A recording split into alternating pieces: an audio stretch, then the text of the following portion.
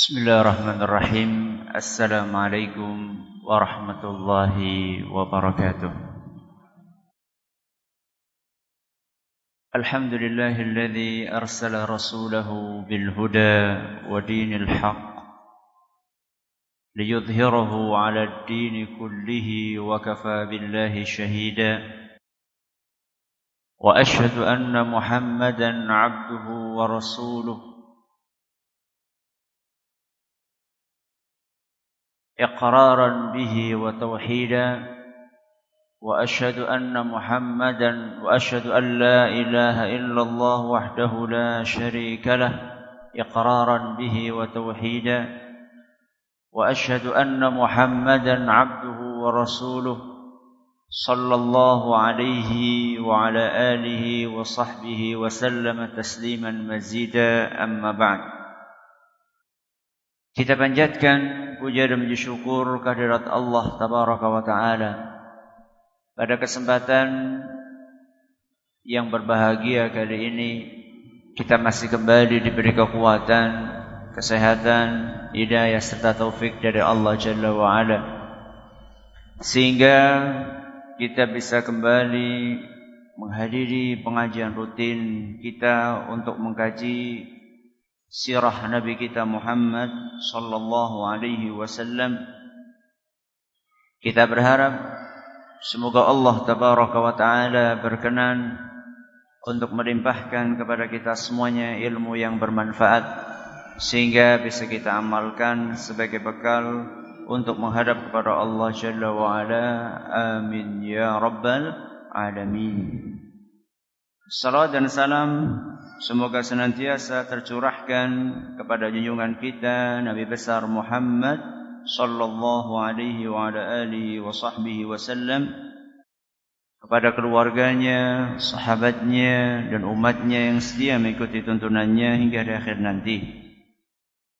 Para hadirin dan hadirat sekalian yang kami hormati, dan juga segenap pendengar Radio Insani 102.2 FM di Purbalingga, Purwokerto, Banjarnegara, Cilacap dan sekitarnya. Para pendengar Radio Best FM di Solotigo dan sekitarnya, juga para pemirsa Yufi TV yang semoga senantiasa dirahmati oleh Allah Azza wa Jalla. Ini adalah awal pengajian kita setelah libur cukup panjang di bulan Ramadan dan sesudahnya, dan tidak tahu apakah jamaah sekalian masih ingat materi terakhir kita. Masih? Apa sudah lupa? Judulnya aja, nggak usah isinya, judulnya aja. Judulnya aja, masih ingat enggak? Lupa juga judulnya. Judulnya aja lupa, apalagi isinya. Judulnya saat itu adalah respon musyrikin Quraisy pasca dakwah terang-terangan Nabi kita Muhammad SAW. Itu judulnya. Jadi apa responnya musyrikin Quraisy setelah Nabi kita Muhammad sallallahu alaihi wasallam mendapatkan perintah dari Allah untuk berdakwah secara terang-terangan. Itu judulnya. Kalau isinya masih ingat, responnya apa musyrikin Quraisy ketika Nabi SAW terang-terangan berdakwah? Di antara responnya adalah mereka berusaha melobi orang yang terdekat dengan Nabi SAW yang melindungi beliau. Siapa itu? Pamannya yang bernama Abu Talib. Jadi musyrikin Quraisy mereka berusaha untuk melobi pamannya Nabi SAW yang bernama Abu Talib di mana Abu Thalib ini adalah orang yang terpandang di antara kaum musyrikin Quraisy, dan beliau juga musyrik. Akan tetapi pamannya ini berusaha untuk membela Nabi kita Muhammad sallallahu alaihi wasallam, sehingga orang-orang musyrikin Quraisy pun tidak bebas untuk menghalangi dakwahnya Nabi kita Muhammad SAW, karena dilindungi oleh seorang yang terpandang, yaitu Abu Thalib, paman beliau. Maka cara yang mereka lakukan pertama kali adalah berusaha untuk mendatangi pamannya, membujuk pamannya ini supaya dia mau membujuk keponakannya agar menghentikan berdakwah. Ada hasilnya? Hasilnya ada enggak? Ada? Enggak ada. Walaupun sudah dibujuk oleh pamannya, ternyata Nabi kita Muhammad sallallahu alaihi wasallam tetap berdakwah dan semakin kencang laju dakwahnya. Melihat hasil dari upaya lobi mereka kepada Abu Thalib ternyata tidak membuahkan hasil yang mereka harapkan, akhirnya orang-orang musyrikin Quraisy pun mengambil cara-cara yang lainnya. Inilah yang akan kita bahas pada pertemuan hari ini dan esok hari atau di pertemuan yang akan datang insyaallah. Bagaimana metode orang-orang kafir Quraisy di dalam menghalangi laju dakwahnya Nabi kita Muhammad sallallahu alaihi wasallam. Apa yang dilakukan oleh musyrikin Quraisy untuk menghalangi dakwah Nabi kita sallallahu alaihi wasallam dan tersebarnya Islam. Banyak tentunya metode yang mereka pakai. Cuman kita akan konsentrasi membahas dua cara musyrikin Quraisy di dalam menghalangi dakwah Islam. Kita akan bahas berapa cara? Dua. Cara yang pertama yang dipakai oleh musyrikin Quraisy adalah metode cemoohan. Metode apa? Cemoohan. Alias menghina Nabi kita Muhammad sallallahu alaihi wasallam. Dan metode yang kedua adalah metode kekerasan secara fisik. Ini dari sekian metode yang dipakai oleh musyrikin Quraisy untuk menghalangi laju dakwah Islam pada saat itu. Sekurang-kurangnya ada dua metode. Yang pertama adalah metode apa tadi? Cemoohan. Dan yang kedua adalah metode kekerasan fisik. Dan pada pertemuan kali ini kita akan membahas metode yang pertama yang dititi oleh musyrikin Quraisy. Insyaallah pada pertemuan yang akan datang kita akan membahas metode yang kedua. Berikut pelajaran yang akan bisa kita petik dari kejadian tersebut. Yang pertama adalah metode cemoohan. Apa tujuan dari menggunakan metode tersebut? Ketika musyrikin Quraisy memilih untuk mengambil metode ini, cemoohan, hinaan, perendahan, itu mereka membidik ingin menjatuhkan kondisi psikologis Nabi kita Muhammad SAW dan juga para sahabatnya. Jadi mereka itu ingin menjatuhkan mental Nabi kita Muhammad SAW dan juga para sahabatnya. Supaya apa? Supaya mereka berhenti. Dan kalau kita saksikan yang namanya metode cemoohan dan juga metode penghinaan itu ternyata cukup manjur untuk menyetop seseorang dari keyakinannya. Kalau tidak percaya, tidak sedikit di antara orang-orang yang sudah berpenampilan nyunnah, dia tinggalkan penampilan itu karena apa?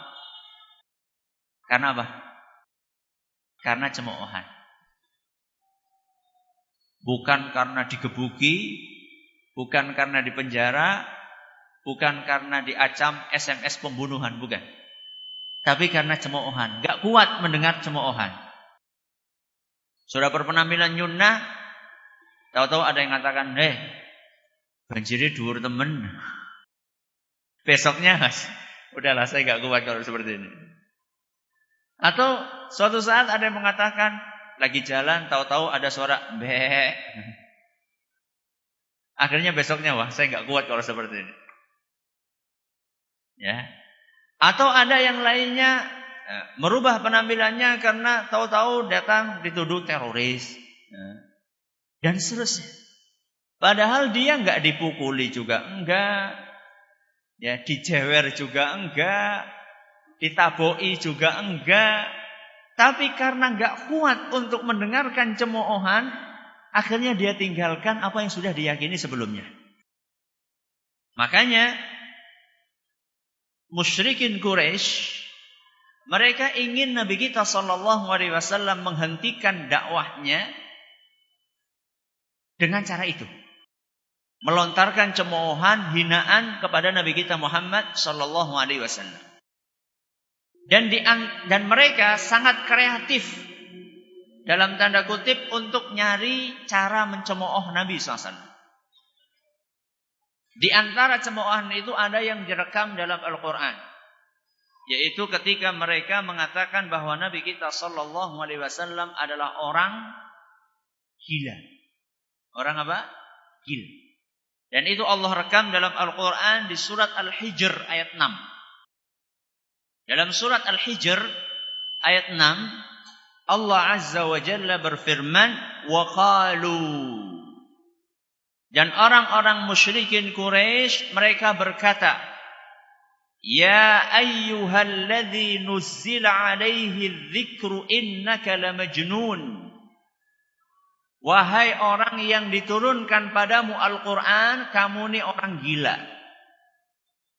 Jadi bisa panjenengan bayangkan, ya, orang lagi ngisi pengajian, ujuk-ujuk ada jamaahnya yang berdiri, kemudian mengatakan, apa? Kalau sekarang bahasanya ya, sinting, naudzubillah min dzalik. Apalagi? Gila, terus apa? Stres. Ya wong stres ke. Kira-kira kalau kita digitukan kuat enggak? Kuat enggak? Enggak kuat saya pikir. Banyak di antara kita pasti tidak kuat untuk menghadapi ujian seperti itu. Akan tetapi Nabi kita Muhammad SAW, beliau tetap melanjutkan dakwahnya walaupun mendapatkan cacian seperti itu. Dikatakan gila, dikatakan sinting, dikatakan stres, dikatakan tidak waras. Ya. Dan itu na'udzubillah min dzalik. Di zaman kita pun ada orang-orang yang pakai seperti itu. Ada orang rajin ke masjid, malah dikatakan apa? Dikatakan kayak wong anu lagi stres kayak mau masjid. Lha terus wong sing pada teler nang pinggir dalan ora stres kae. Kok malah justru yang dianggap stres itu orang yang rajin ke masjid. Kayak wong aneh-aneh temen. Adzan dewek, qomat dewek, ngimami dewek, makmum dewek. Stres kayak wong. Astagfirullahaladzim. Dan itu ada di masyarakat kita. Image seperti itu ada di masyarakat kita. Ada seorang wanita menutup auratnya rapat-rapat. Macam-macam lah katanya. Kayak anu gudigen kayak. Bulan ditutupi terus. Na'udzubillahi min dzalik. Jadi celaan-celaan seperti itu yang membuat nenek moyangnya adalah orang-orang musyrikin Quraisy. Ini celaan yang pertama. Celaan yang lainnya adalah ketika mereka menuduh Nabi kita sallallahu alaihi wasallam sebagai tukang sihir. Dukun, ya, sebagai tukang sihir. Dan itu Allah sebutkan dalam Al-Qur'an surat Al-Qamar. Surat apa? Al-Qamar ayat 1 sampai 2. Dalam surat Al-Qamar ayat 1 sampai 2, Allah Azza wa Jalla berfirman, "Iqtarabatis sa'atu wansyaqqal qamar." Hari kiamat sudah dekat dan bulan terbelah menjadi 2. Ini salah satu mukjizat yang Allah berikan kepada Nabi kita Muhammad sallallahu alaihi wasallam agar orang-orang musyrikin percaya dengan kebenaran wahyu yang dibawa oleh Nabi kita Muhammad SAW. Sehingga di antara mukjizat itu Nabi sallallahu alaihi wasallam memperlihatkan bagaimana bulan bisa terbelah menjadi 2. Dan itu pertanda bahwa kiamat sudah dekat. Tapi lihat apa responnya musyrikin Quraisy. Mereka diceritakan oleh Allah dalam Al-Quran, wa iyarau ayatan yu'ridu. Setiap mereka dikasih mukjizat, setiap mereka dikasih tanda kekuasaan Allah Azza wa Jal, mereka tetap berpaling, wa yaqulu sihrum mustamir. Dan mereka akan mengatakan itu sihir. Itu sihir. Sehingga setiap keajaiban yang dibawa oleh Nabi kita Muhammad sallallahu alaihi wasallam selalu dikatakan oleh mereka itu sihir. Sehingga setiap ada orang asing luar penduduk Mekah datang ke Mekah, selalu mereka begitu datang langsung diwanti-wanti, hati-hati. Jangan dekat-dekat sama orang yang namanya siapa? Muhammad. Hati-hati, dia itu tukang sihir. Setiap orang yang duduk di majelisnya pasti kesihir.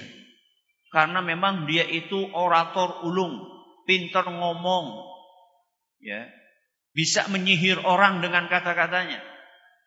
Sampai ada seorang, saya lupa namanya, ya, seorang penyair, ya. Jadi dia seorang penyair di kaumnya dan dia juga orang yang terpandang di kaumnya. Cuman tinggalnya bukan di Mekah, tinggalnya di luar Mekah. Suatu saat dia pergi ke Mekah, orang baru, wajah baru. Begitu sampai ke Mekah, langsung pembesar Quraisy melancarkan propaganda mereka, menghasut orang tersebut supaya jangan sekali-kali mendekati Muhammad dan jangan sekali-kali mendengar apa yang diucapkan oleh Muhammad. Ditakut-takuti, hati-hati, udah banyak korbannya. Ada yang suami istri cerai, ada yang anak meninggalkan bapaknya, ada yang pokoknya macam-macam lah yang diucapkan oleh mereka. Hati-hati, jangan dekat-dekat, jangan dekat-dekat. Sampai betul-betul orang itu semacam mendapatkan cuci otak bahwa Muhammad ini adalah musuh nomor wahid. Akhirnya betul, ya. Saat itu dia pengen tawaf di sekeliling Ka'bah, dan ketika tawaf di sekeliling Ka'bah dia melihat ada orang, ya, yang ciri-cirinya seperti apa yang disebutkan oleh musyrikin Quraisy. Maka di dalam hatinya, benar nih, ini dia orangnya ini, Muhammad. Saya nggak mau mendengarkan kata-kata dia. Langsung dia sumpel telinganya dengan, ya apalah namanya, kapas atau kapuk. Yang penting disumpel supaya nggak dengar sedikit. Akhirnya betul dia sumpel telinganya, kemudian dia tawaf dan sama sekali tidak mendengar. Keesokan harinya seperti itu, keesokan harinya seperti itu. Tapi lama-lama dia berpikir, aku kok ya bodoh banget ya. Saya kok kayak orang dungu. Diomong seperti itu kok ya percaya. Saya kan bisa bedakan mana yang benar, mana yang salah. Saya kan orang yang pintar, saya kan intelek. Saya kan orang yang terpandang. Masa sih saya bisa tersihir sama seorang pemuda yang bernama Muhammad ini, akhirnya keesokan harinya dia copot itu apa? Kapas dari telinganya. Dia tetap saja tawaf sambil dia dengarkan apa yang disampaikan oleh Nabi kita Muhammad SAW. Begitu dia mendengarkan apa yang dibaca oleh Nabi SAW dari Al-Quran, betul. Yang terjadi dia apa? Terjadi apa? Kena sihir, betul. Nah, dalam tanda kutip, betul dia dengarkan, loh, masa kayak gini tukang sihir? Gak mungkin kayak gini tukang sihir. Ini perkataannya bagus. Ini perkataannya baik. Akhirnya mendekati Nabi kita Muhammad SAW. Kemudian dia bertanya kepada Rasul SAW. Setelah itu dia, setelah mendengarkan dan dia yakin bahwa itu benar, dia kembali meninggalkan Nabi kita Muhammad SAW menuju ke orang-orang Quraisy. Dan saat itu orang-orang Quraisy mereka mengatakan, nih, ini udah kena ini. Wajahnya udah beda ini. Ya. Ketika dia pergi meninggalkan kami belum seperti ini. Begitu dia meninggalkan Muhammad datang ke kami, wajahnya berubah ini. Padahal itu wajah orang dapat hidayah. Tapi menurut mereka ini wajah orang kena sihir. Jadi itulah tuduhannya orang-orang musyrikin Quraisy kepada Nabi kita Muhammad sallallahu alaihi wasallam. Dan yang mendapatkan tuduhan itu bukan hanya Nabi kita Muhammad SAW, termasuk orang-orang yang beriman bersama beliau.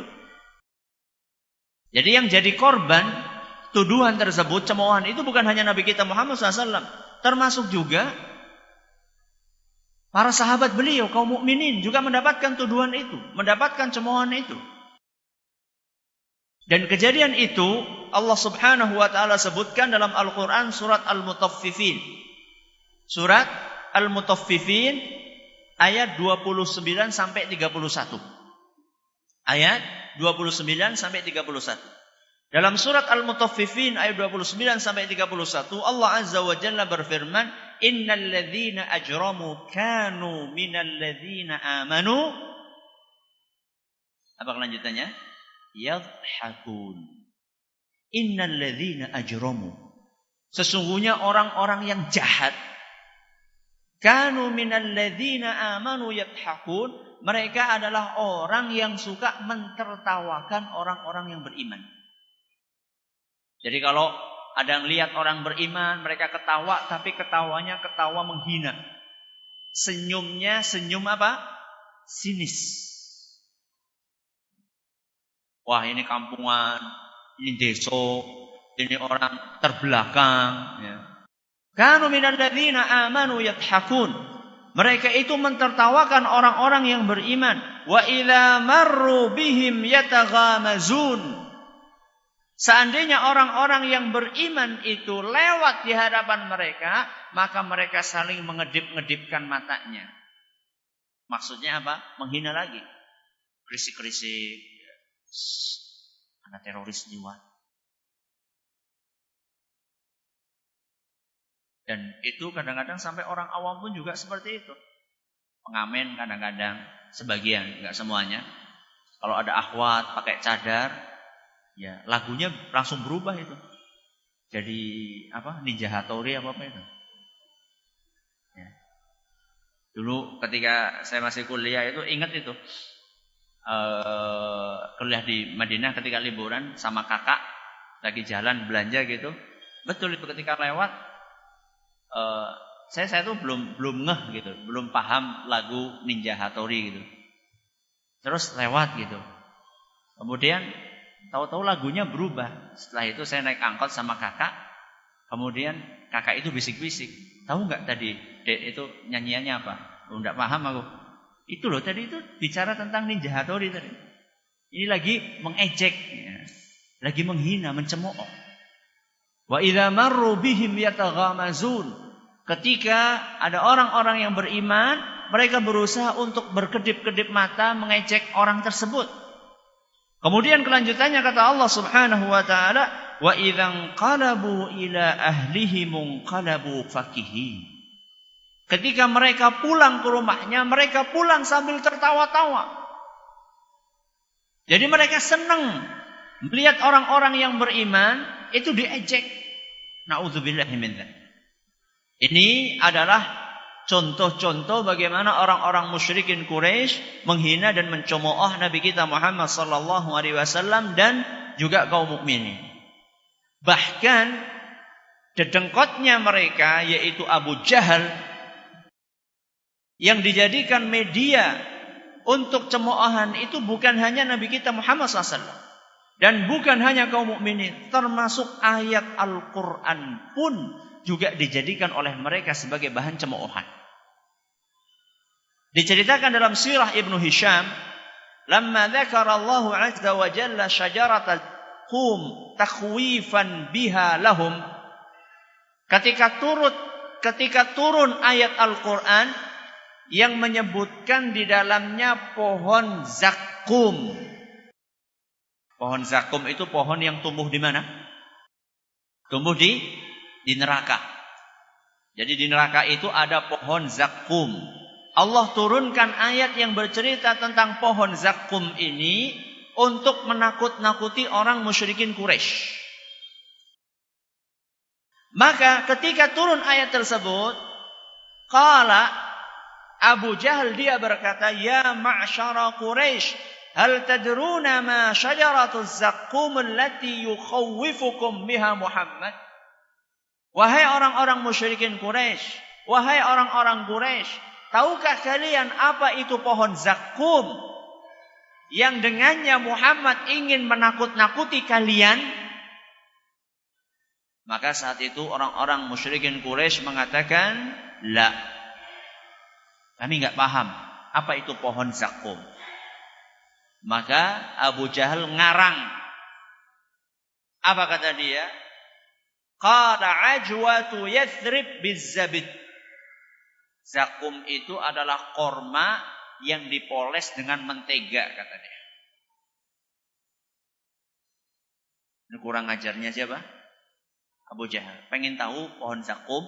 Pohon zakum itu kurma, ya, dipoles, dibungkus dengan mentega. Enak orang? Kira-kira. Kemudian dia mengatakan, "Wallahi la in istamkanna minha lanatazaqqamnaha tazaqquma." Demi Allah, kata Abu Jahal, kalau kita dapat kesempatan untuk ketemu dengan buah zakum, kita akan makan sebanyak-banyaknya buah tersebut.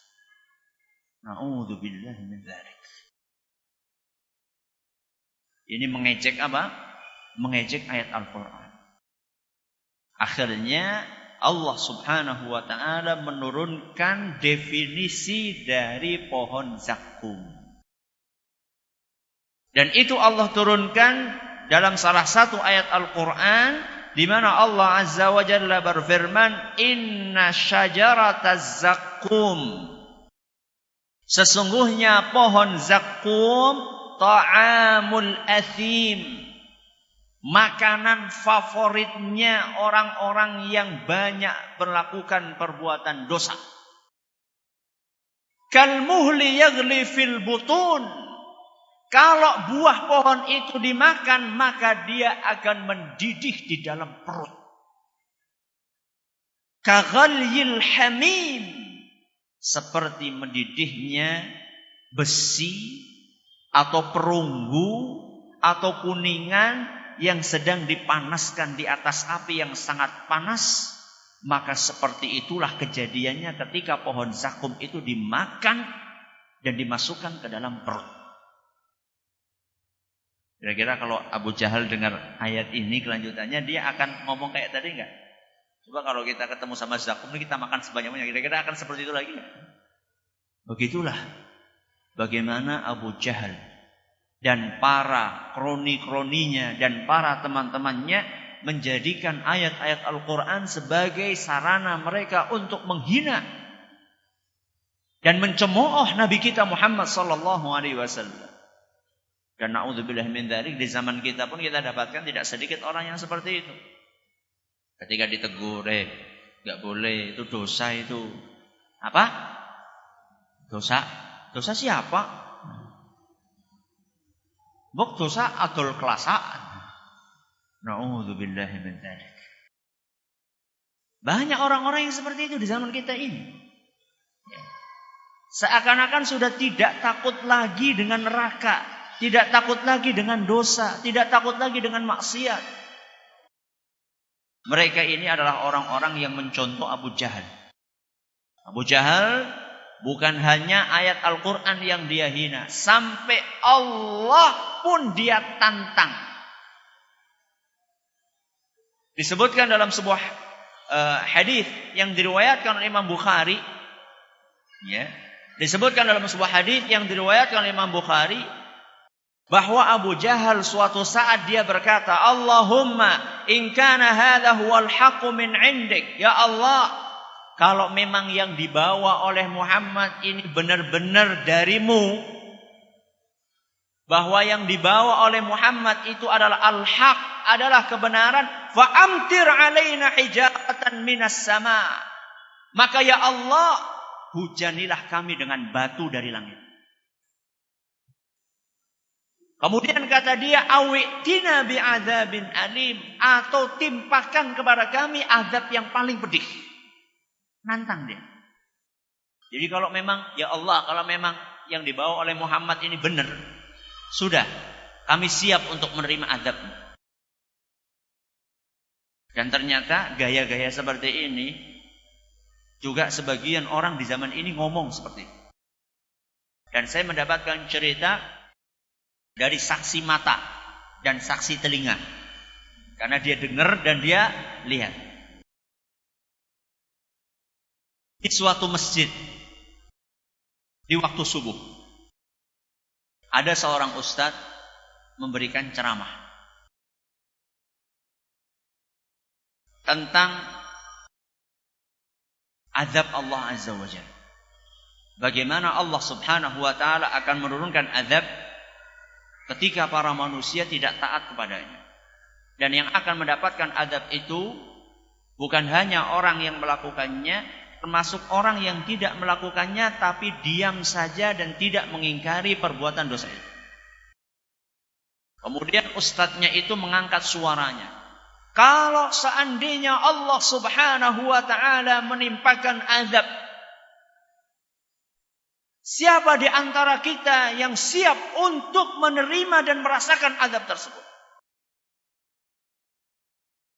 Bertanya ustadznya kepada jamaah pengajian. Siapa di antara kita yang siap untuk menerima azab tersebut?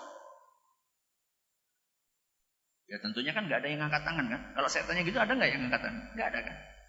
Tapi ternyata subhanallah ada yang angkat tangan. Siapa? Kebetulan depan masjid ada lapangan. Di lapangan itu ada anak-anak muda yang lagi teler. Semalaman mereka minum sampai subuh belum pulang. Mereka dengar pertanyaannya Ustaz tadi. Siapa di antara kita yang berani untuk menerima azab Allah ketika Allah Subhanahu wa taala menurunkan azabnya? Anak-anak muda itu mendengarkan pertanyaan siapa, langsung semuanya berdiri. Nyong. Dan ini dilihat, didengar oleh seorang yang cerita kepada saya bahwa dia melihat dengan mata kepalanya sendiri anak-anak muda itu mengatakan seperti itu. Panjenengan pikir yang berani ngomong kayak gitu cuma Abu Jahal? Ada. Tapi nggak tahu mereka sadar nggak ngomongnya itu. Ya, naudzubillahi min dzalik. Baik. Sekarang timbul pertanyaan. Allah Subhanahu wa taala menurunkan hujan batu kepada Abu Jahal enggak? Nah, menurunkan enggak? Enggak kan? Enggak. Padahal sudah ditantang sama Abu Jahal. Gimana coba? Kan ada sebagian orang seperti itu. Sebagian orang mengatakan, "Di jere ana siksa, dening nang kampung kene, ora pada salat nganti sprene, panen ya tetap akeh." Mana buktinya? Katanya, kalau misalnya kita ini tidak sedekah, maka rezeki kita akan habis. Mana buktinya?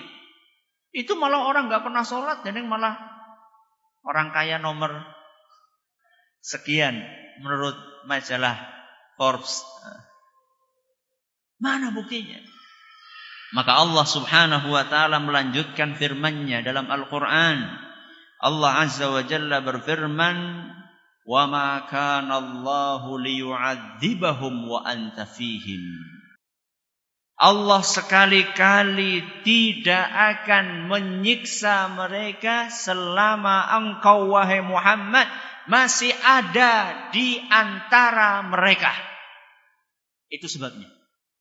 Jadi kenapa Nabi kita Muhammad kenapa Allah Azza wa Jalla tidak menurunkan hujan batu? Karena Nabi kita Muhammad SAW masih berada di antara mereka. Wa ma kana Allahu liyu'adzibahum wa anta fihim. Allah tidak akan menimpakan azab kepada mereka selama engkau wahai Muhammad masih hidup di antara mereka. Jadi ini penghalang turunnya azab karena Rasul SAW masih hidup. Sekarang pertanyaannya, Rasul masih hidup? Ayo kok. Rasul sudah meninggal dunia. Terus bagaimana? Apalagi yang bisa menghalangi azabnya Allah Azza wa Jalla? Kelanjutannya Allah Subhanahu wa taala mengatakan, "Wa ma kana Allahu mu'adzibahum wa hum yastaghfirun." Dan juga Allah tidak akan mengazab mereka selama mereka memperbanyak istighfar. Memperbanyak mengucapkan astaghfirullah, astaghfirullahal azim, astaghfirullahal azim, alladzi la ilaha illa huwal hayyul qayyum wa atubu ilaih. Maka kalau panjenengan hidup di kampung, di RT, di RW yang di dalamnya banyak maksiatnya dan panjenengan belum bisa pindah dari kampung tersebut, sudah mengingatkan tapi tetap saja mereka melakukan. Kalau panjenengan pengen selamat dari azab Allah, perbanyak apa? Istighfar. Bisa jadi dengan istighfarnya panjenengan ini Allah Subhanahu wa taala tidak menimpakan azab kepada orang-orang itu. Jadi seharusnya para ahli maksiat itu seharusnya berterima kasih kepada orang yang tadi adzan dewek, Qomat dewek, imame dewek, makmum dewek. Seharusnya berterima kasih. Mungkin saja kampung itu nggak diadab sama Allah karena masih ada yang sholat. Walaupun cuma satu orang. Kadang-kadang kesebelasan. Kadang-kadang kesebelasan. Ya, cuma 2 orang saja. Itu pun yang adzan nun sewu orang yang sudah nopo? Yang sudah batuk-batuk kalau adzan. Nah, jalannya sudah timik. Anak-anak mudanya pada kemana? PS-an. Terus? Apa lagi selain PS-an? Loh, panjenengan yang lebih tahu kan, PS-an. Terus apa lagi? Dolanan? Darah. Apa lagi? Nah, itu anak-anaknya. Main gaple. Na'udzubillahi min dzalik. Maka ini diantara bentuk celaan yang dilakukan oleh Abu Jahal dan teman-temannya. Nah sekarang, apakah cemoohan itu ngefek? Apakah cemoohan itu ada efeknya? Tentu ada. Nabi kita Muhammad SAW seorang manusia. Dan beliau juga merasa sakit dengan cemoohan itu. Siapa bilang Nabi kita SAW tidak tersakiti hatinya? Aisyah radhiyallahu anha pernah bertanya kepada Nabi kita Muhammad SAW, "Ya Rasulullah, hal ata 'alaika yaumun kana ashad min yaumi Uhud?" Wahai Rasul, apakah engkau pernah mengalami suatu kejadian yang lebih menyakitkan dari kekalahan kaum muslimin di perang Uhud? Ini pertanyaan spesifik dari Aisyah radhiyallahu anha. Dari seorang yang sangat cerdas, Ummul Mukminin. Wahai Rasul, ada enggak kejadian yang lebih menyakitkan dibandingkan kejadian di perang Uhud? Apa kejadian di perang Uhud? Paman beliau yang sangat beliau cintai meninggal dunia. Siapa itu? Hamzah. Hamzah bin siapa? Pamannya Nabi SAW, Hamzah bin Abdul Muttalib. Hanya beliau yang meninggal? Oh enggak.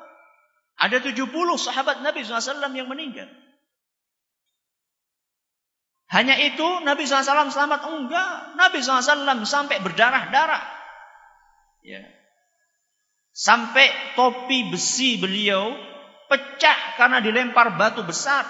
Dan sebagian besinya itu menancap di pipi beliau SAW. Gigi beliau juga ada sebagian yang rontok. Ditanya sama Aisyah radhiyallahu anha, wahai Rasul, ada enggak kejadian yang lebih menyakitkan dibandingkan kejadian di perang Uhud? Maka Nabi kita sallallahu alaihi wasallam mengatakan, iya wahai Aisyah. Yang lebih menyakitkan dari perang Uhud adalah ketika aku berusaha mendakwahi kaummu. Saya mengajak mereka kepada kebaikan, akan tetapi justru mereka mencemoohku. Lihat. Menurut Nabi, cemoohan itu lebih berat dibandingkan siksaan secara fisik. Bahkan kehilangan orang yang sangat beliau cintai, Hamzah ibn Abdul Muttalib. Nabi SAW melanjutkan ceritanya, fantalaqtu wa ana mahmum. Maka ketika aku berdakwah dan tidak diterima oleh kaumku, maka aku pun tinggalkan mereka dalam keadaan hatiku sangat sedih. Dan ini manusiawi. Orang dihina sedih manusiawi. Kemudian beliau mengatakan, falam astafiq. Dan saya tidak sadar kecuali ketika saya sampai di sebuah tempat namanya Qarnus Tha'alib. Farafa'tu ra'si. Saat itulah aku angkat kepalaku. Jadi dari tadi Nabi SAW itu menunduk. Dia tinggalkan kaumnya yang menolak dakwah beliau, yang menghina beliau. Nabi SAW tinggalkan kaumnya dalam keadaan beliau sedih, nunduk sampai datang ke suatu tempat baru beliau sadar. Ketika sadar kok dia merasa ada sesuatu di atas sana. Farafa'tu ra'si, maka aku pun mengangkat kepalaku ke atas. Fa idza ana bi sahabatin qad adallatni.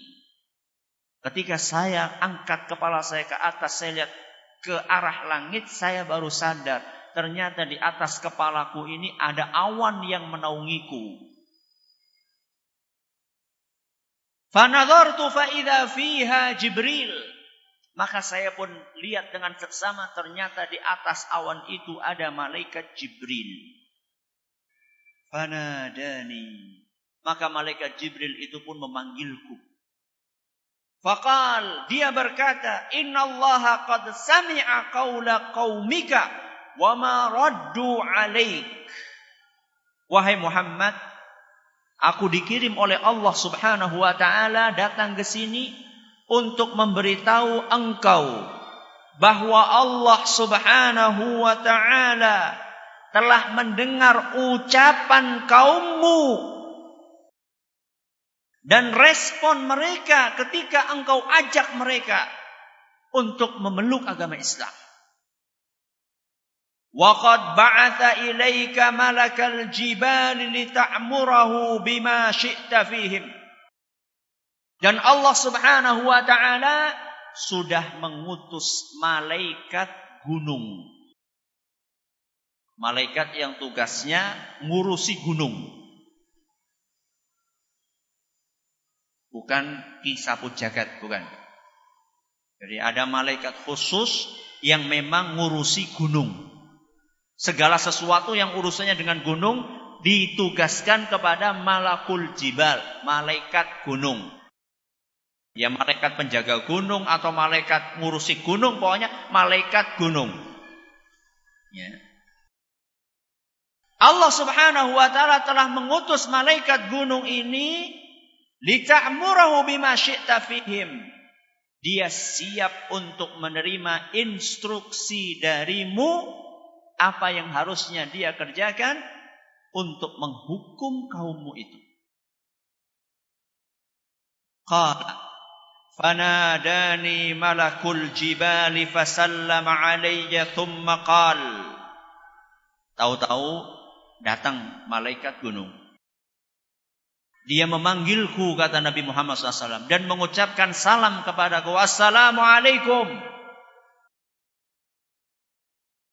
Setelah mengucapkan salam, Nabi kita SAW menjawab, kemudian malaikat gunung itu mengatakan, Ya Muhammad, innallaha qad sami'a qawla qaumika wa ana malakul jibal.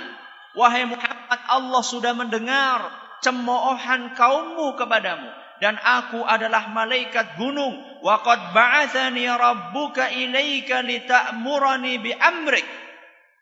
Dan Allah sudah utus aku untuk siap menerima perintahmu apapun yang engkau perintahkan. In syi'ta an atbiqa alaihimul akhshabain.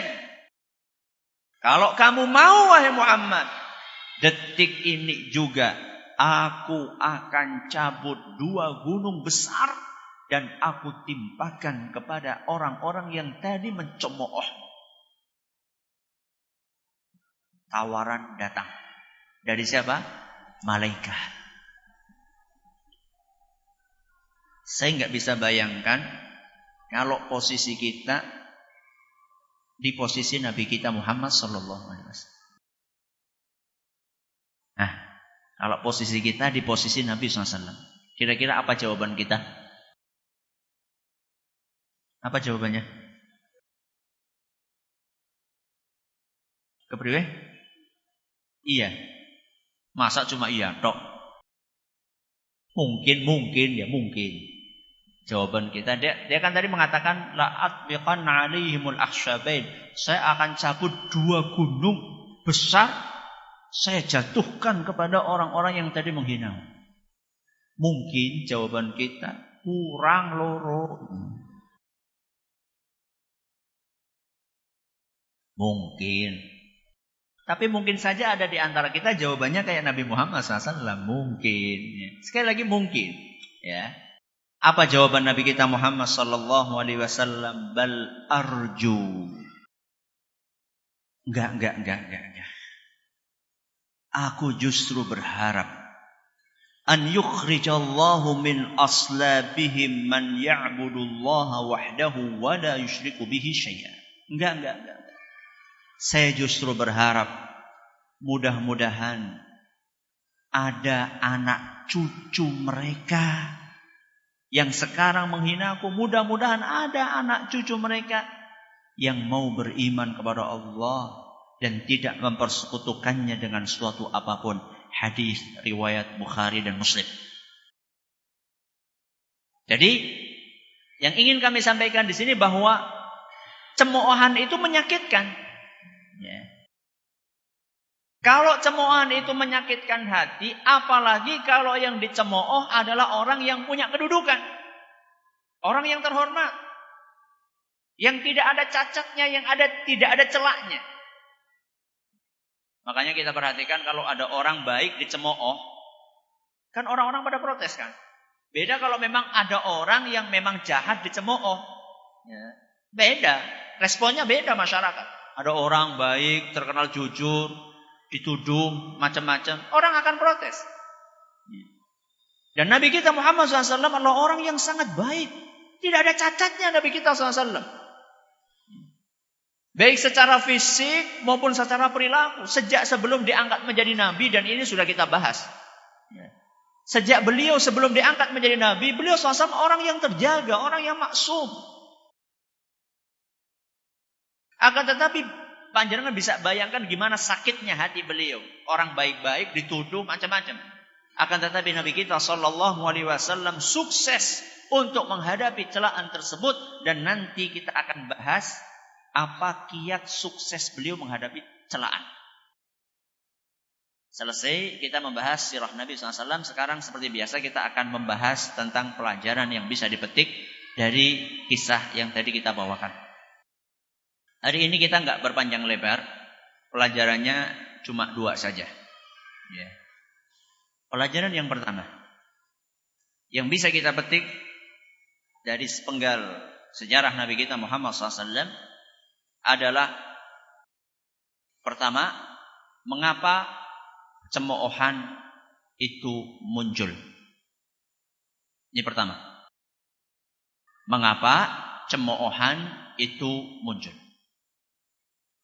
Menurut jenengan kira-kira kenapa musyrikin Quraisy mencemooh Nabi kita SAW? Padahal mereka tahu bahwasanya Nabi kita SAW adalah orang yang jujur, yang amanah, orang yang baik, suka bantu dan seterusnya. Kenapa kira-kira? Silahkan.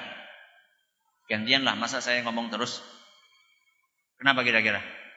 Angkat tangan. Angkat tangan malah lihat ke belakang. Jenengan itu angkat tangan, bukan lihat ke belakang. Kenapa kira-kira? Nabi kita SAW kenapa dicemooh? Apa? Iri, dengki. Ya, apanya yang didengki? Kekayaannya atau? Bagus, ada yang lain? Ya. Agak keras. Ingin menghentikan dakwah Nabi SAW. Bagus. Ada yang lain?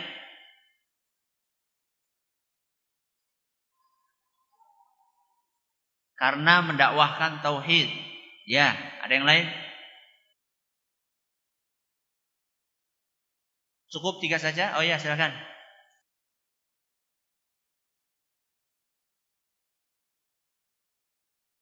Mendakwahkan sesuatu yang bertentangan dengan apa yang umum di masyarakat.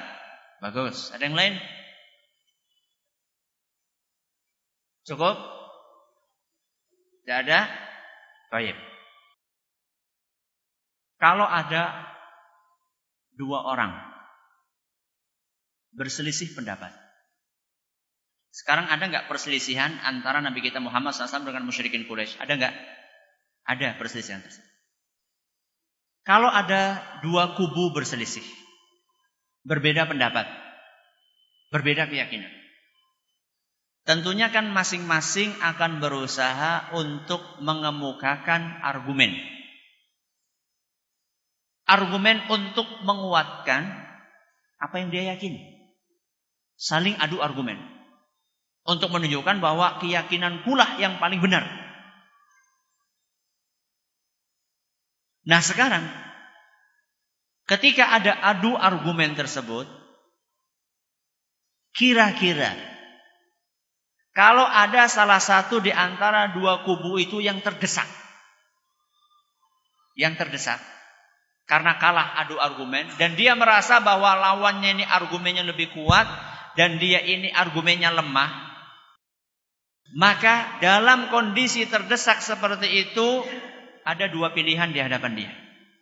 Berapa pilihan? 2 pilihan. Pilihan yang pertama, dia akan nyerah dan mengaku salah. Ini pilihan yang pertama. Dan ini dilakukan nggak sama musyrikin Quraisy? Hah? Nggak. Sorry ya, gengsi. Pilihan yang pertama ini biasanya diambil oleh orang-orang yang beriman. Ya, ketika diskusi ternyata lawannya lebih kuat argumennya, dia nyong aku salah wis. Ya. Ini adalah kalau terdesak, maka langkah yang pertama, pilihan yang pertama, dia akan ngaku, ya, sudah saya ngaku salah dan saya menyerah. Kamu yang benar. Pilihan yang kedua, ketika orang terdesak karena kesombongannya, dia akan tetap terus melanjutkan perdebatan itu, melanjutkan perselisihan itu. Ketika dia melakukan dan tetap melanjutkan perselisihan itu, maka ada 2 cara di hadapan dia untuk melanjutkan perselisihan itu. Cara yang pertama adalah dengan kekuatan, dengan power, dengan paksaan. Manakala punya kekuatan. Kalah gebuki. Ini kalau orang kehabisan akal, maka dia pakai apa? Okol. Tahu okol enggak? Apa okol? Kekuatan. Ya. Jadi otaknya sudah habis, tinggal apa? tinggal pakai pukulan. Ya, marah gitu kan, diskusi. Dan ini biasanya orang-orang yang ilmunya terbatas, ototnya gede gitu. Jadi cuma kuat ototnya, ilmunya terbatas. Kalah, kebugi kan. Diskusi kok kebugi. Ini adalah cara yang pertama. Cara yang kedua, kalau dia nggak punya kekuatan, maka dia akan mengambil cara yang kedua, yaitu ejekan, cemoohan. Dan itulah yang dilakukan oleh musyrikin Quraisy. Dua-duanya mereka pakai. Kenapa mereka sampai mencemooh? Karena mereka terdesak, tidak bisa melawan argumen Nabi kita Muhammad sallallahu alaihi wasallam. Nabi SAW kan segala sesuatunya pakai argumen, pakai dalil. Ya, menyembah Allah alasannya ini, meninggalkan kesyirikan alasannya ini, meninggalkan perzinaan alasannya ini. Dan setiap menyampaikan sesuatu selalu pakai argumen dan dalil. Sedangkan musyrikin Quraisy alasannya cuma inna wajadna aba'ana, bae biyen kayak kiye. Itu saja alasannya. Dikit-dikit mereka, loh kenapa seperti ini? Bae biyen kayak kiye. Kenapa kayak gini? Loh sudah dari dulu. Ini warisan nenek moyang. Gak punya alasan kecuali itu. Akhirnya dikit-dikit itu, lama-lama kan yang mendengarkan kan bosen. Kawit biyen kayak gue bae alasan orang liyane apa? Akhirnya mereka terdesak. Karena terdesak, mereka punya dua pilihan. Dan mereka gak mau ngaku. Gak mau ngaku kalah, gengsi lah. Masa Abu Jahal, Abu Lahab, kemudian siapa? Dedengkotnya musyrikin Quraisy. Masa kayak kami ini kalah sama anak kecil seusia Muhammad SAW. Maka akhirnya mereka mengambil dua langkah itu. Dengan kekerasan. Dan nanti akan kita bahas ini pada pertemuan yang akan datang. Dan dengan cemoohan. Dan itulah yang sedang kita bahas pada saat ini. Dan model-model seperti ini selalu dilakukan oleh ahlul batil dimanapun mereka berada. Dan kapanpun mereka ada. Kata Imam Ibn Qayyim Al-Jauziyah. Di dalam kitab beliau Jala'ul Afham. Beliau mengatakan wahadha sya'nul mubtilin. Inilah cara yang selalu dipakai oleh ahlul batil. Idza ghulibu wa qamat 'alaihimul hujjah hammu bil 'uqubah. Setiap mereka kalah, argumennya kalah, mereka selalu mengambil cara kekerasan fisik. Kama qala Fir'aun li Musa alaihi salam, kama qala Fir'aun li Musa alaihi salam. Sebagaimana yang dikatakan oleh Fir'aun kepada Musa alaihi salam. Waqad aqama alaihi al-hujjah. Dan saat itu Nabi Musa sudah membantah habis argumennya Fir'aun. Apa kata Fir'aun? La in ittakhadta ilahan ghairi la aj'alannaka minal masjunin. Wahai Musa, kalau kamu sampai berani membuat Tuhan lain selain aku, niscaya engkau akan aku penjarakan. Lihat. Ketika kalah argumen apa? Penjara. Sudah. Gak usah banyak ngomong. Masuk sana penjara. Ini dalam Al-Quran surat Asy-Syu'ara ayat 29. Ini musuh-musuh Allah. Kalau para Rasul enggak. Para Rasul selalu syiar mereka. Qul hatu burhanakum in kuntum shadiqin. Selalu seperti itu. Para Rasul itu ketika menghadapi musuh-musuhnya, so, ayo mana dalilnya, mana argumennya. Makanya hati-hati. Ya, ketika kita berhadapan dengan orang-orang yang memang mereka tidak punya argumen, kita berusaha jangan terbawa emosi. Kalau kita terbawa emosi, apa bedanya kita sama orang-orang musyrikin Quraisy? Apa bedanya kita sama musuh-musuh para nabi? Dan hampir musuh-musuh para nabi selalu seperti itu. Contoh misalnya kaumnya Nabi Nuh alaihi salam. Ketika mereka kalah adu argumen sama Nabi Nuh, apa yang mereka katakan? Qalu la illam tantahi ya Nuhu latakunanna minal marjumin. Wahai Nuh, kalau kamu enggak menghentikan dakwahmu, tak rajam kamu. Lihat. Apa itu rajam? Rajam itu dilempari dengan batu sampai mati. Itu rajam. Jadi ketika mereka sudah nggak punya argumen, akhirnya dengan kekerasan. Ini dalam Al-Quran surat Asy-Syu'ara ayat 116. Nabi Ibrahim juga seperti itu. Bapaknya Nabi Ibrahim. Siapa nama bapaknya Nabi Ibrahim? Siapa? Azar. Apa profesinya? Tukang pembuat Tuhan mereka. Ya. Tuhan kok digawe? Kan lucu. Ya. Tuhan dibikin. Yang bikin Tuhan siapa? Manusia. Setelah itu manusia nyembah yang dia bikin. Itu kan ajib itu. Aneh bin ajaib. Ketika dinasehati pelan-pelan, ya abadi, dinasehati dengan cara yang baik. Akhirnya bapaknya ini sudah kehabisan argumen menghadapi anaknya Ibrahim. Apa katanya? Qala araghibun anta an alihati ya Ibrahim? Apakah kamu sudah mulai enggak suka dengan Tuhan-Tuhanku wahai Ibrahim?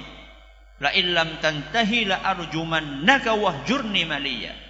Kalau kamu enggak berhenti ngomongi aku dalam masalah ini, tak rajam kamu. Sama dengan kaumnya siapa tadi? Nabi Nuh alaihi salam. Ya. Wahjurni maliya, dan sudah biarkan aku. Gak usah kamu ngomong banyak-banyak sama aku. Ini dalam Al-Quran surat Maryam ayat 46. Nabi Syu'aib juga sama. Kaumnya Nabi Syu'aib juga seperti itu. Qalu ya Syu'aibu ma nafqahu katsiran mimma taqul. Wahai Syu'aib, kami ini gak mudeng apa yang kamu sampaikan. Ya. Gak usah banyak ngomong, kami ini gak paham dengan apa yang kamu sampaikan. Inna lanaraka fina dha'ifa. Engkau adalah orang yang lemah di antara kami. Walau la rahtuka la rajamnaka wa ma anta alaina bi'aziz. Kalau bukan karena pertimbangan kamu punya keluarga yang terhormat, kami sudah rajam kamu wahai siapa tadi? Wahai Syu'aib. Dalam Al-Qur'an surat Hud ayat 91. Ini adalah kekerasan fisik. Kalau cemoohan, semua nabi dan rasul mendapatkan cemoohan. Semuanya. Ini Allah tegaskan dalam Al-Quran surat Az-Zukhruf ayat 7. Dalam surat Az-Zukhruf ayat 7 Allah subhanahu wa ta'ala menceritakan وَمَا يَأْتِيهِمْ مِنْ نَبِيٍّ إِلَّا كَانُوا بِهِ يَسْتَهْزِئُونَ. Tidak ada suatu nabi pun yang datang untuk mengingatkan kaumnya, melainkan pasti mereka mencemooh nabi tersebut. Semua nabi tanpa terkecuali. Ini pelajaran yang pertama. Mengapa muncul cemoohan? Karena apa tadi? Karena kalah adu argumen. Sekarang pelajaran yang kedua yang terakhir. Bagaimana kita bisa sukses menghadapi cemoohan? Bagaimana kita bisa sukses menghadapi cemoohan?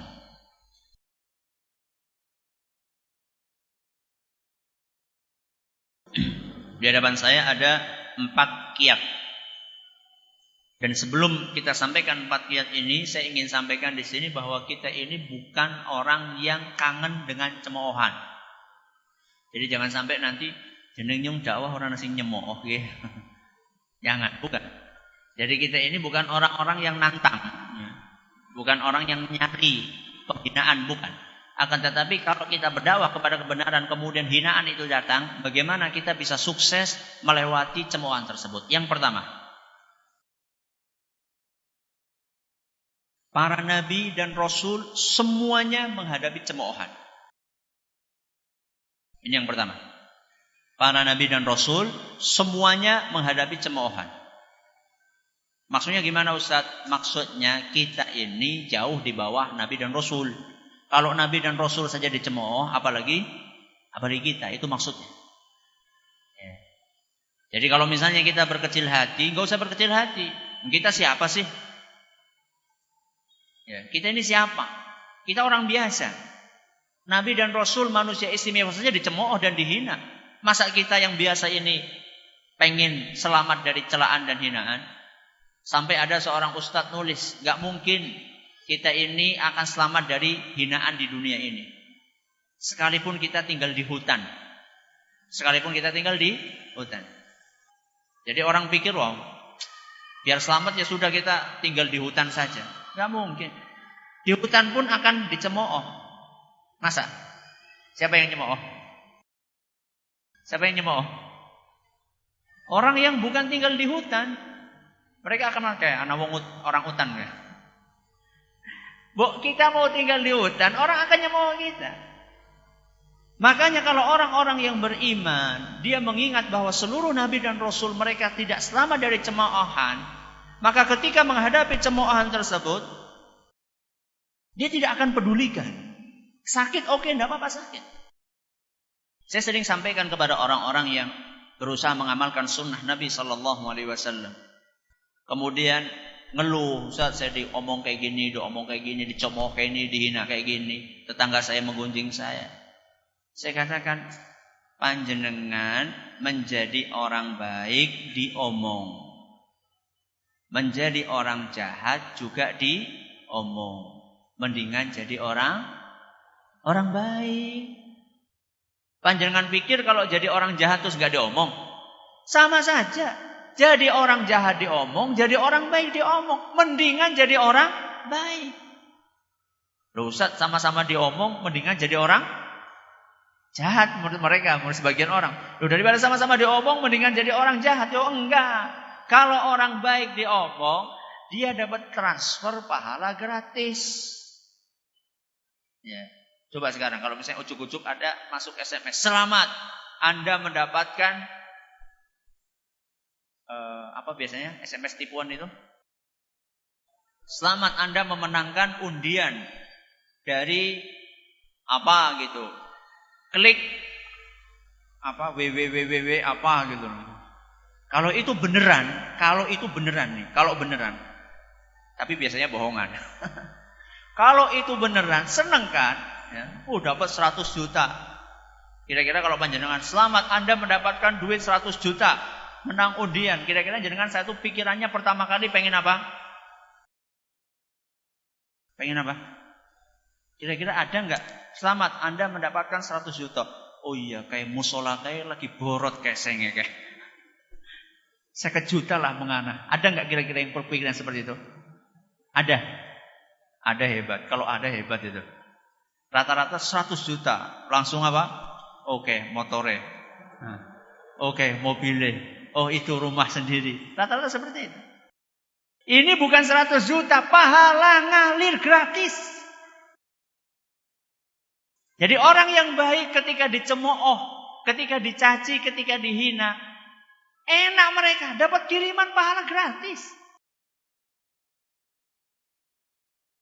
Loh Ustaz, masa Ustaz juga dicemooh? Siapa bilang Ustaz gak dicemooh?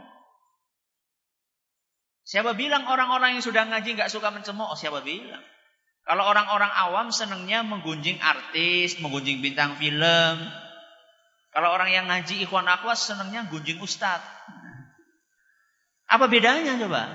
Apa bedanya? Sama-sama menggunjing. Ya. Jadi jangan pikir kalau sudah ngaji kemudian selamat dari menggunjing orang lain, menghina. Enggak. Bahkan kadang-kadang ada sebagian orang yang sudah ngaji, ya, durasi gunjingnya itu lebih tinggi dibandingkan orang yang belum ngaji. Kalau orang yang belum ngaji kan gunjingnya ketika ada acara apa namanya di televisi itu? Apa infotainment atau apa itu yang isinya mengupas apa? Mengupas aib para artis. Mereka paling orang awam nontonnya saat itu saja. Kalau orang yang sudah ngaji sebagian, enggak semuanya. Sebagian dari mereka hari-harinya habis untuk itu. BBM-nya isinya cuma itu tok. WA-nya isinya cuma itu tok. Sebar sana, sebar sini, dapat berita ini belum jelas sebar. Ya. Jadi orang-orang yang dihina enggak usah berkecil hati. Begitu tahu ada orang yang gunjing, apa yang diucapkan? Alhamdulillah, anak kiriman pahala gratis. Ya. Alhamdulillah, dosaku dikurangi. Enjoy, nyaman hidupnya. Tidak selalu menjadikan omongan orang itu sebagai sesuatu yang mengganggu pikirannya. Ini adalah kiat yang pertama. Kiat yang pertama adalah mengingat bahwa seluruh nabi dan rasul mereka juga dihina. Kiat yang kedua,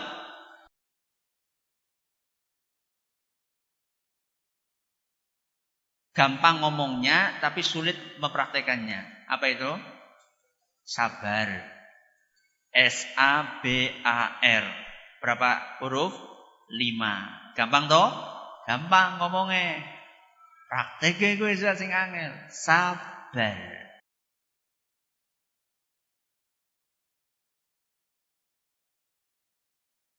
Di beberapa kesempatan ada orang yang masukkan kami ke grup, ya, ke izin, ujuk-ujuk dimasukkan ke grup. Tak pikir ini grup apa? Ternyata di situ grup campuran orang di dalamnya, yang senang sunnah, yang anti sunnah, semuanya macam-macam di situ. Sebenarnya saya langsung pengen resign karena apa ya? Nggak izin, ujuk-ujuk langsung apa? Masukkan, dan ini etika yang kurang baik. Ya, jadi kalau panjenengan punya niat baik, pengen gabungkan orang ke grup, ya, ke grup WA atau grup tele atau yang semisalnya, izin dulu.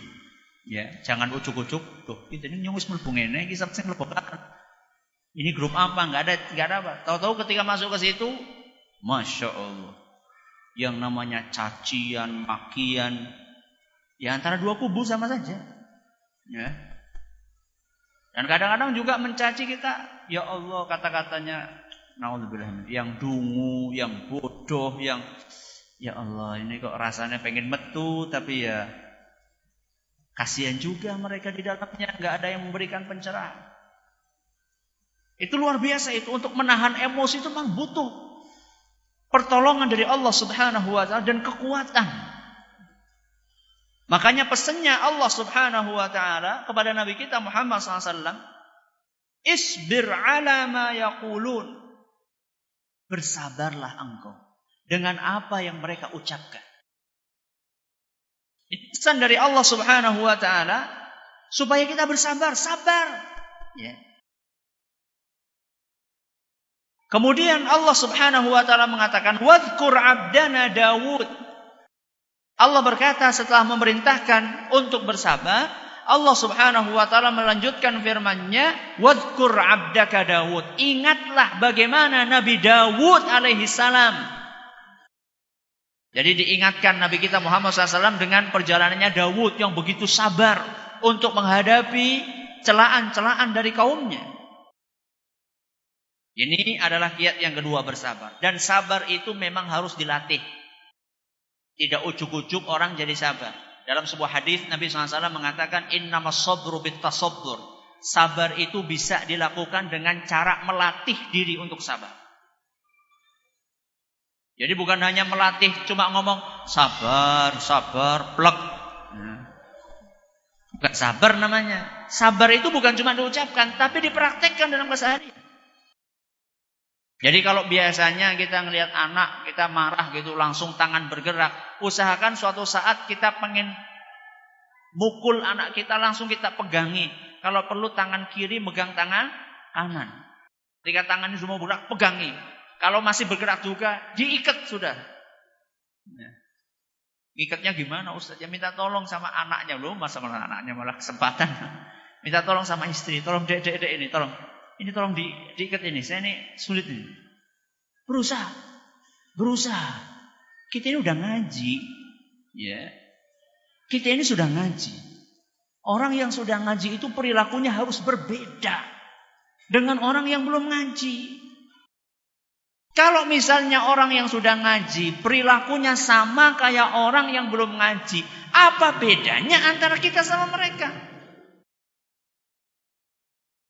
Dan yang lebih sulit adalah ketika kita menjaga kepribadian kita di dalam tempat yang kita tidak dilihat kecuali oleh orang-orang terdekat kita. Yaitu di rumah kita.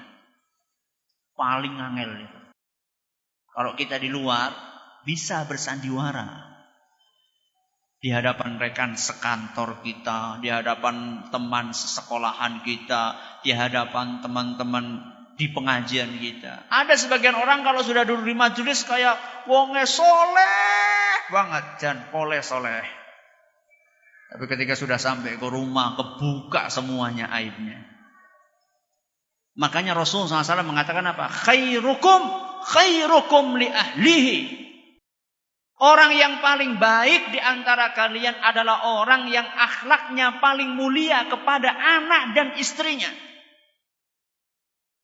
Bukan akhlaknya yang paling baik kepada bosnya, atau kepada temannya, atau kepada rekan bisnisnya. Bukan. Yang paling baik akhlaknya, yang paling mulia di antara kalian adalah orang yang akhlaknya paling baik kepada anak dan istrinya. Itulah orang yang paling baik. Kenapa? Karena disitulah akan kelihatan watak aslinya seseorang. Makanya latihan sabar. Ya, menghadapi anak, menghadapi istri, ya, yang mungkin melakukan ini dan itu, sabar. Ini adalah yang kedua. Yang ketiga, supaya sukses menghadapi ujian, menghadapi celaan, adalah memperbanyak ibadah. Memperbanyak apa? Ibadah. Jadi ketika ada celaan datang, ibadahlah kepada Allah. Dan ini dipraktekkan oleh para ulama kita. Saya lupa namanya. Seorang ulama salaf. Orang terpandang. Ulama terpandang. Suatu saat dia keluar rumah. Baru keluar dari rumah, tahu-tahu ada orang datang langsung mencaci maki habis. Ulama tersebut. Bayangkan, baru keluar rumah, disambut dengan apa? Cacian makian. Orang baru mau ingin menghirup udara segar, tahu-tahu mendengar kata-kata yang kasar seperti itu. Dia dengerin sampai selesai. Kalau bahasa kita mungkin sekarang, sampun, ya, sudah. Sebentar, tunggu sebentar ya, tunggu sebentar. Dia masuk ke rumah. Dia masuk ke rumah. Kemudian dia sholat. Dia sholat. Kemudian di dalam sholatnya dia berdoa kepada Allah, ya Allah, apa sih dosaku? Apa kesalahanku? Kenapa bisa engkau mengirim orang ini untuk mencaci diriku? Apa gerangan dosa yang aku lakukan? Dia sholat, dia menangis, dia mengingat, kira-kira salahku apa? Dosaku apa yang barusan aku kerjakan? Ketika dia sholat, kemudian dia ingat-ingat, setelah itu dia duduk, terpekur sebentar, dia ingat, oh ketemu, oh iya, aku dosaku iki. Ya, saya ketemu, saya barusan melakukan. Kemudian dia keluar, matur nuwun ya, wis dia mutaken. Terima kasih. Kamu sudah mengingatkan saya bahwa saya sudah melakukan perbuatan dosa yang saya lupa apa itu dosa. Setelah kamu caci maki aku, baru aku ingat aku telah melakukan perbuatan. Matur nuwun ya, matur nuwun. Wis nganak-nganak, matur nuwun. Ada enggak di antara kita yang seperti itu? Ada? Hebat kalau ada. Ini perintah dari Allah Subhanahu wa taala. Di dalam Al-Qur'an surat Al-Hijr ayat 97 sampai 99. Al-Hijr ayat 97 sampai 99. Allah Subhanahu wa taala berfirman, "Wa laqad na'lamu annaka yadhiqu sadruka bima yaqulun." Sungguh kata Allah, kami tahu persis bahwa hatimu wahai Muhammad terasa sempit ketika engkau mendengar obrolan, omongan, cacian dari orang-orang musyrikin Quraisy. Kami tahu wahai Muhammad, kamu itu hatinya sakit. Dan ini menunjukkan bahwasannya wajar, ya, ketika dihina itu sakit hatinya. Dan Allah tahu Nabi Muhammad hatinya terasa sakit. Terus lihat apa pesannya Allah. Fasabbih bihamdi rabbik. Wahai Muhammad, pesanku kepadamu, bertasbihlah, bertahmidlah, ucapkanlah subhanallah, alhamdulillah, wa kun minas sajidin. Salatlah engkau wahai Muhammad, sujudlah engkau. Jadi ketika kita lagi dihina, dicaci, kita itu disuruh memperbanyak ibadah, memperbanyak zikir, tasbih, tahmid, sujud, salat. Itu yang diperintahkan. Untuk memburi golet gobet. Ya. Ketemu gobet sebelumnya sih tiengan lunga kali, dia apa? Diasah nganti landep. Bukan.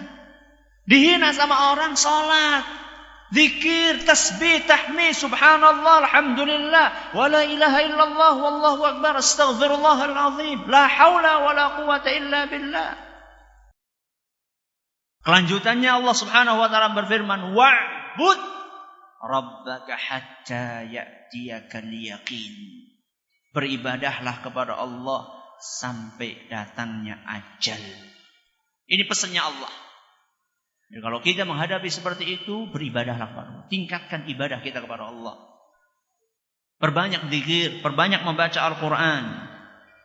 Ini adalah yang keberapa?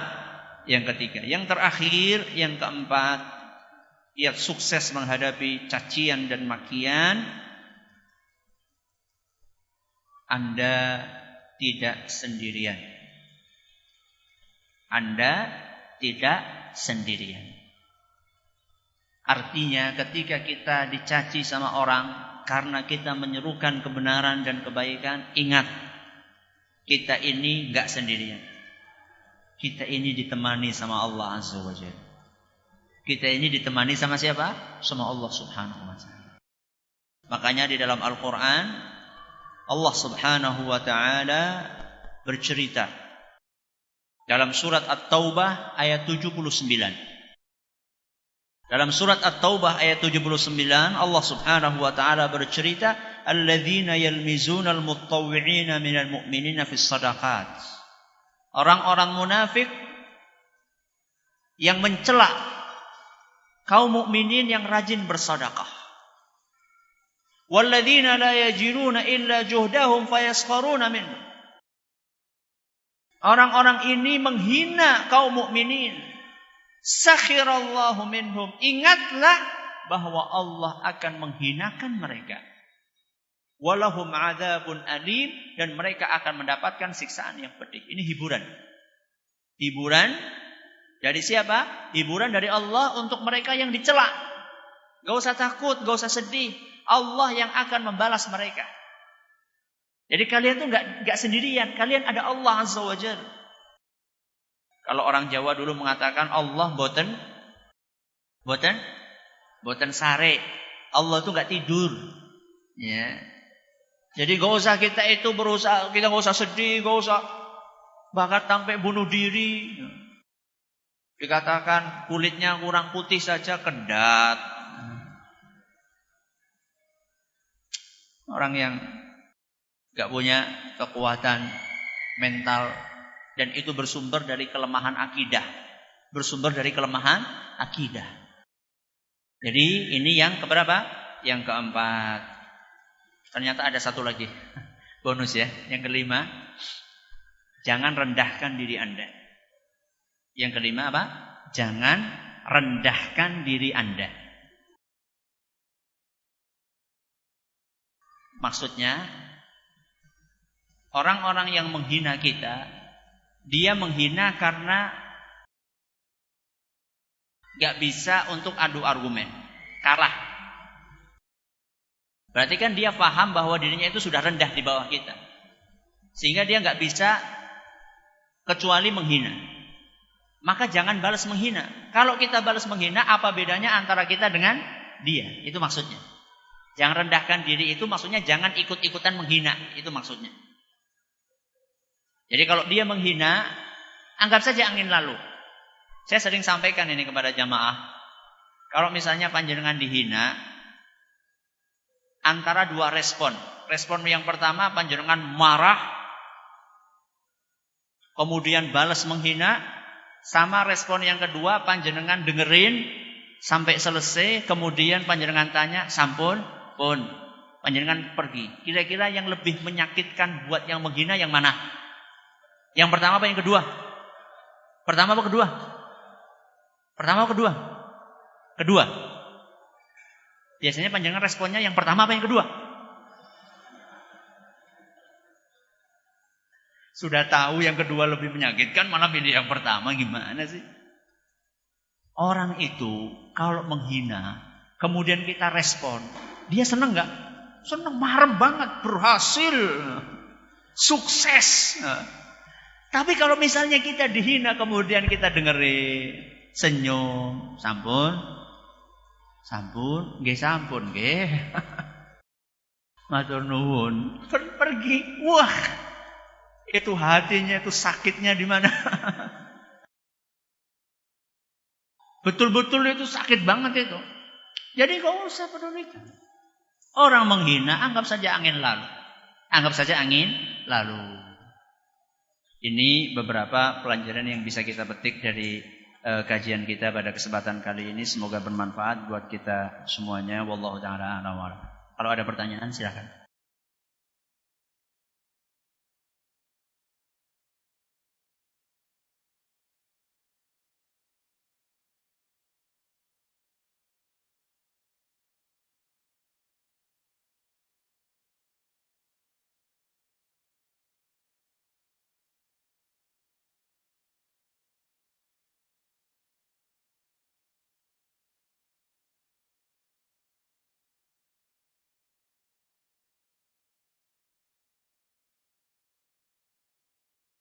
Pertanyaan bagus.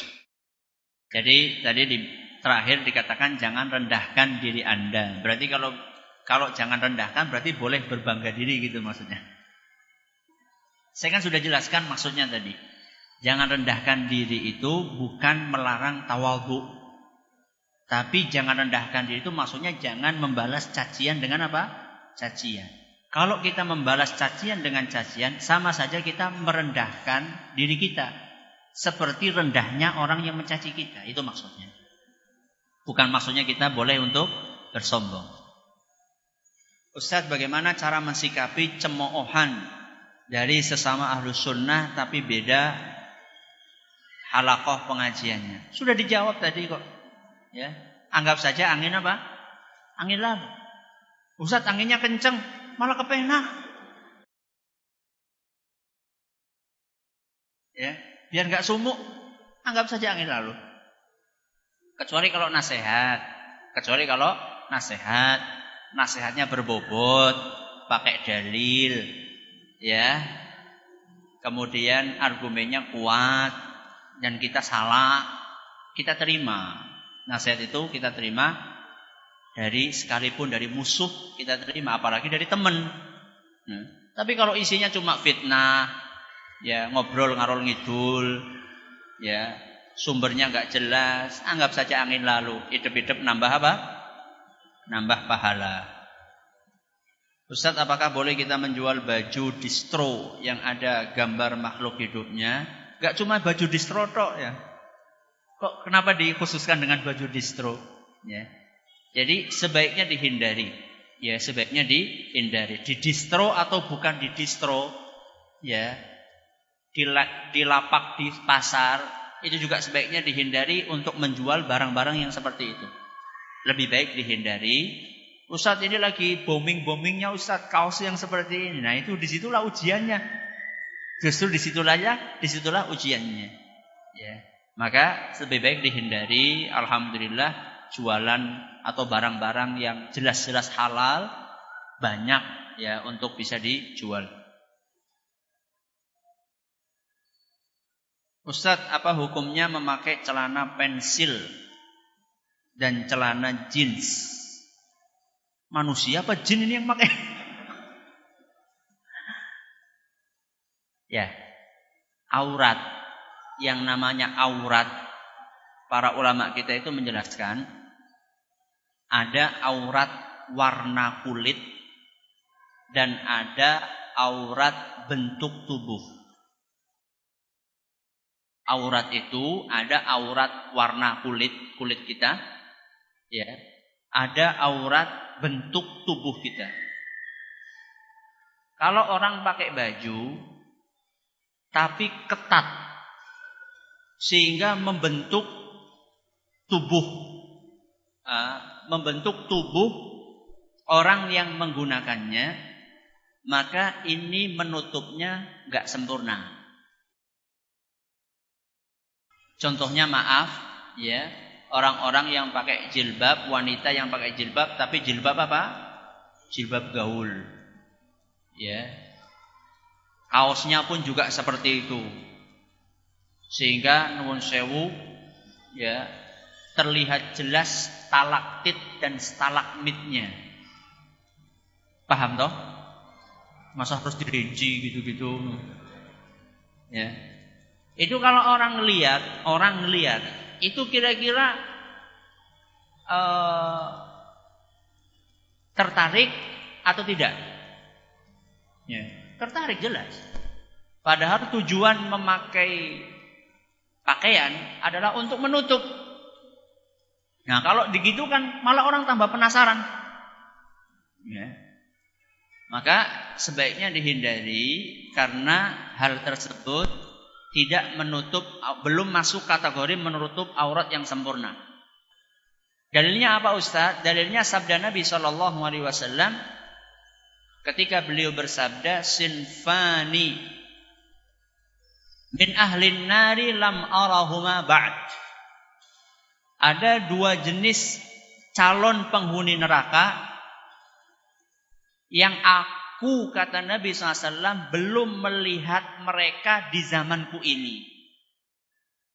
Ada dua jenis penghuni neraka yang aku, kata Nabi SAW, belum melihat mereka di zamanku ini.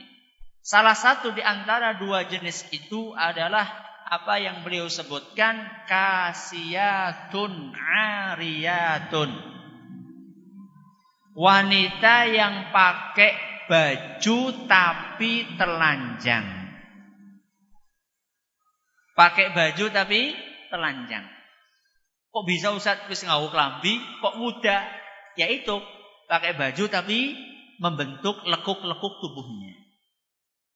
Dan kalau jeans bagaimana Ustaz? Levis mungkin maksudnya ya. Levis itu nama kain atau nama pakaian. Ya. Jeans itu kan jenis kain, bukan jenis pakaian, bukan. Syekh Ibnu Utsaimin rahimahullah beliau mengatakan segala sesuatu hukum asalnya halal. Segala sesuatu yang ada di dunia ini, ya, hukum asalnya halal kecuali ada dalil yang mengharamkan. Kecuali ada dalil yang mengharamkan. Beliau katakan levis, ya, kain levis atau kain jeans itu kan kain yang hukum asalnya halal. Dalil yang mengharamkannya mana? Sehingga hukumnya halal kecuali kalau bentuknya haram. Contohnya levis dibikin pensil, levis dibikin ketat, itu haram. Bukan karena levisnya, tapi karena apanya? Karena ketatnya. Ya. Atau levis tapi dibolong-bolong. Terus nganggo gena-gena katok dibolong-bolong. Orang sisan katokan ngapa sih? Loh malah salah lagi. Loh sudah jelas pakai celana udah kan dibolongi sih, gue ngapa? Ya. Contohnya Ustadz levis yang boleh apa Ustadz? Jaket. Ya, jaket levis anget nggak apa-apa. Atau panjangan mau bikin jubah levis ya nggak apa-apa. Wow, ini ngawur ini Ustadznya. Loh sekarang ya ngapain juga pakai levis kan? Kayak nggak ada yang lainnya saja. Kalau saya pribadi sih nggak pakai. Kalau saya pribadi nggak pakai. Tapi kan ketika kita mau mengharamkan sesuatu kan harus ada dalilnya. Cuman memang rata-rata levis, celana, rata-rata itu memang ketat. Itu kenyataan yang ada di lapangan. Tapi kan bisa saja ada orang beli kain levis, kemudian dia bikin sirwal, bikin celana yang lebar, bahannya apa? Levis. Kalau seperti itu halal, tidak apa-apa. Ini jawabannya.